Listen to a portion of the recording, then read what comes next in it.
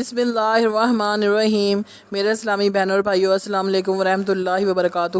آج میں آپ کو حضرت امام محمد باقر علیہ السلام کے متعلق بتاؤں گی کہ ان کی کنیت اور لقب، لفظ باقر کی وجہ تسمیہ، والدہ محترمہ کا اسم گرامی، واقعہ کربلا میں حضرت امام محمد باقر کا حصہ، حضرت امام محمد باقر علیہ السلام کی علمی حیثیت، ان کا وصال شریف، حضرت امام محمد باقر علیہ السلام کا غیب کی خبر دینا کے متعلق ذکر کریں گے۔ سب سے پہلے کنیت اور لقب۔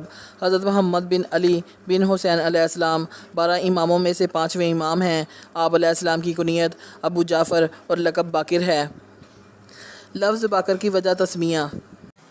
حضرت محمد بن علی علیہ السلام کے لقب باقر ہونے کی وجہ تسمیہ یہ ہے کہ آپ مختلف علوم میں وسعت نظر کے مالک تھے اور انہیں خوب فصاحت و بلاغت سے بیان فرماتے تھے۔ والدہ محترمہ کا اسم گرامی۔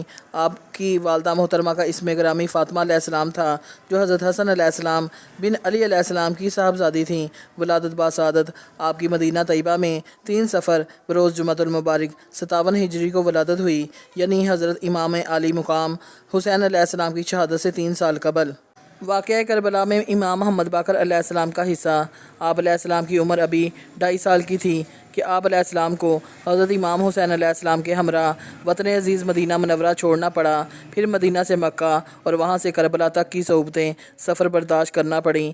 اس کے بعد واقعہ کربلا کے مصائب دیکھے، کوفہ و شام کے بازاروں اور درباروں کا حال دیکھا۔ 1 سال شام میں قید رہے، پھر وہاں سے چھوٹ کر 26 ہجری کو مدینہ منورہ واپس ہوئے۔ جب آپ کی عمر 4 سال ہوئی تو آپ ایک کنویں میں گر گئے، لیکن خدا نے آپ کو ڈوبنے سے بچا لیا، اور جب آپ پانی سے برآمد ہوئے تو آپ کے کپڑے اور آپ کا بدن تک بھیگا ہوا نہ تھا۔ حضرت امام محمد باقر علیہ السلام کی علمی حیثیت۔ کسی معصوم کی علمی حیثیت پر روشنی ڈالنا بہت دشوار ہے، کیونکہ معصوم اور امام زمانہ کو علم لدنی ہوتا ہے۔ وہ خدا کی بارگاہ سے علمی صلاحیتوں سے بھرپور متولد ہوتا ہے۔ حضرت امام محمد باقر علیہ السلام چونکہ امام زمانہ اور معصوم ازلی تھے، اس لیے آپ کے علمی کمالات، علمی کارنامے اور آپ کی علمی حیثیت کی وضاحت ناممکن ہے۔ تاہم میں ان واقعات میں سے مستثنیٰ اذخر وارے بیان کروں گی جن پر علماء عبور حاصل کر سکے ہیں۔ علامہ ابن شہر اشوب لکھتے ہیں کہ حضرت کا خود ارشاد ہے کہ ہمیں طائروں تک کی زبان سکھا دی گئی ہے اور ہمیں ہر چیز کا علم عطا کیا گیا ہے۔ منقب شہر اشوب جلد 5 صفحہ 11۔ روضۃ الصفا میں ہے، خدا کی قسم ہم زمین اور آسمان میں خداوند عالم کے خازن علم ہیں، اور ہم یہ شجرہ نبوت اور معدن حکمت ہیں، وہی ہمارے یہاں آتی رہی اور فرشتے ہمارے یہاں آتے رہتے ہیں۔ یہی وجہ ہے کہ دنیا کے ظاہری ارباب اقتدار ہم سے جلتے اور حسد کرتے ہیں۔ لسان الوائزین میں ہے کہ ابو مریم عبد الغفار کا کہنا ہے کہ میں ایک دن حضرت امام محمد باقر علیہ السلام کی خدمت میں حاضر ہو کر عرض پرواز ہوا کہ مولا کون سا اسلام بہتر ہے؟ فرمایا جس سے اپنے برادر مومن کو تکلیف نہ پہنچے۔ نمبر 2 کون سا خلق بہتر ہے؟ فرمایا صبر اور معاف کر دینا۔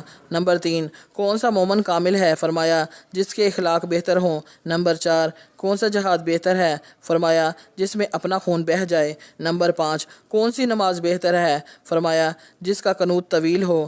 نمبر 6 کون سا صدقہ بہتر ہے؟ فرمایا جس سے نافرمانی سے نجات ملے۔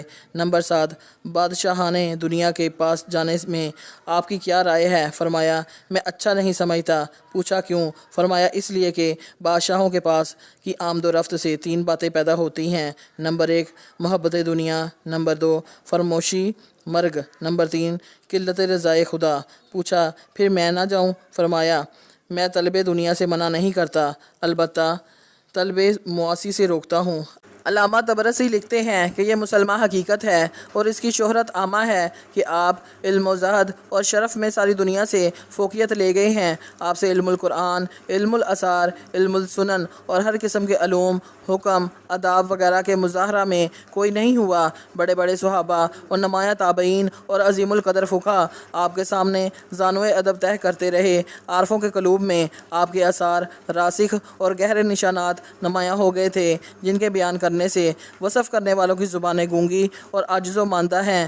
آپ کے ہدایات و کلمات اس کثرت سے ہیں کہ ان کا احصار اس کتاب میں ناممکن ہے۔ سوائے کے محرکہ سواد 120۔ علامہ شبراوی لکھتے ہیں کہ امام محمد باقر کے علمی تذکرے دنیا میں مشہور ہوئے اور آپ کی مدح ثنا میں بکثرت شعر لکھے گئے۔ مالک جہنی نے یہ شعر لکھے ہیں۔ ترجمہ: جب لوگ قرآن مجید کا علم حاصل کرنا چاہیں تو پورا قبیلہ قریش اس کے بتانے سے عاجز رہے گا، کیونکہ وہ خود محتاج ہیں، اور اگر فرزند رسول امام محمد باقر کے منہ سے کوئی بات نکل جائے تو بے حد و حساب مسائل و تحقیقات کے ذخیرے مہیا کر دیں گے۔ یہ حضرات وہ ستارے ہیں جو ہر قسم کی تاریکیوں میں چلنے والوں کے لیے چمکتے ہیں اور ان کے انوار سے لوگ راستے پاتے ہیں۔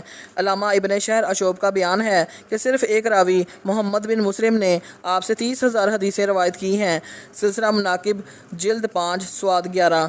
وصال شریف آپ علیہ السلام کا 411 ہجری میں 57 برس کی عمر شریف میں وصال شریف ہوا۔